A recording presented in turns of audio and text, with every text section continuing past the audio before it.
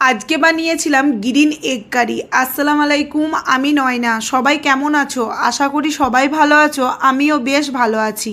তবে চলো green egg কারি রেসিপিটা শেয়ার করা যাক। প্রথমেই আমি গ্রিন মশলাটা তৈরি করে নেবো। একটা মিক্সির জারে কিছুটা ধনে পাতা, কিছুটা পুদিনা পাতা, 4-5টা কাঁচা লঙ্কা আর কিছুটা টক দই দিয়ে পিষে নিয়েছি।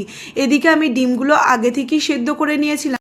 এরপর নুন হলুদ মাখিয়ে একটা কড়াইয়ে পরিমাণ মতো তেল দিয়ে বেশ লালচে করে ভেজে নিয়েছি। এদিকে অন্য একটা কড়াইয়ে পরিমাণ মতো তেল দিয়েছি। এখানে আপনারা চাইলে ঘিও ব্যবহার করতে পারেন, তবে আমি সর্ষের তেল দিয়েই করেছি।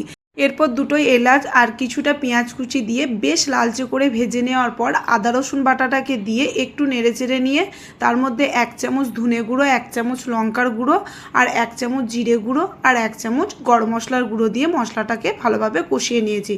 এদিকে যে গ্রিন পেস্টটা করে রেখেছিলাম সেটাকেও দিয়ে দিলাম আর স্বাদের জন্য পরিমাণ মতো নুন দিয়ে দিলাম। নুনটাকে দিয়ে বেশ ভালোভাবে কষিয়ে নিয়ে বেশ যখন তেল ছেড়ে এসছে ডিমটাকে দিয়ে ওপর থেকে কিছুটা চিনি ছড়িয়ে আর কস্তুরি মেথি ছড়িয়ে নামিয়ে নিলেই রেডি হয়ে যাবে গ্রিন এগ কারি। একবার তোমরাও বাড়িতে বানাও আর আমাকে অবশ্যই কমেন্ট বক্সে জানিও যে আমার ভিডিওগুলো কেমন লাগছে। এবার রুটি বা পরোটার সাথে পরিবেশন করুন, দুর্দান্ত খেতে লাগবে।